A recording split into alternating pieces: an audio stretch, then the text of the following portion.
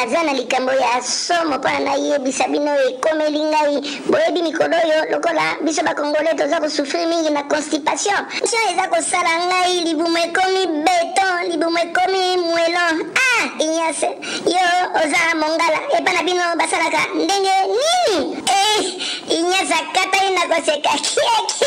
kie alobi le grand nyau petit problème pesanga kaka apa 10 francs okomona na akendo kosombela yo eloko moko ya bakoko ekobikisa yo inyase bokotomba akei na wenze ya simba zigida ayelingaka mwa suppositoire moko ya moke alobi le grand nyau baka suppositoire oyo okoyoka ndenge nzoto na yo ekosala bandeko aleluya nakamati nake na salle de bain nakamati suppositoire wana na baki makambo ebebi bandeko bomoni kuna na Kivu regret rak omonaka na badessin anime moto apombwe abeti makolo naza kosimba na sete na beti makolo na kimi wana na moni lave wana nirangongo volcan ezalaka na Kivu eza kokotanga na libumu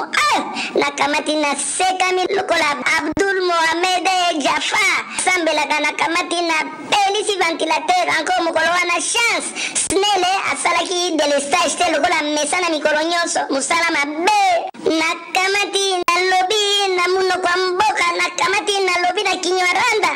amkafuru wetu amunguyano ye libumu ezosalaka pasi moto na bandi otoka bandeko pasi esali na bele granya okokende te tika nakamata nafina motolu lokola baleki basalaka na fini motolu sans effet nalobi na langue naloba na langue nalobi abasharakabara ashabarakabara basharakabara wana pezo simba te nalobi na bele la mopao nalobi abracadabra libumu ezosalaka Brakacha nazotoka wana esai lokolaka mwa ekalme kamati na pusani pembeni ya fenêtre encore inyase bokotomba lopango na bango ezalaka pembeni na beleli na aliselanga alobi le grand nyau toi avec qui nga alobi avec toi mokolo na okuta na yo nakobula yo inyase ke ta mère est morte ebiteke biso bangala kutu tobakaka bapilipili ya moke kaka yo ya kosalelaka makele ya pamba nayebisi na kanda nazalaki nango nayebisi na Kinyarwanda nayebisi mukafuru wetu amunguyano kafuru wetu keta mere morte epui nalapi ngai soki namoni lisusu moto apesi nga mondongo suppositoire ya mondongo euti epa bangala bandeko nakobaka te esili baka yo moko suppositoire ya bino bangala na bambuza esalaka bino eloko moko te ngai koboma ngai assassin bakamata condamné avec la peine la plus lourde comme ça au monde a passé peine et l'équipe est là peine nyonso bakamata bapesa yo 10 ans avec sursis babakisa yo sursis wana pana ke au monde a passé 10 ans avec sursis en conclusion nayebisi bino bandeko na ngai soko moni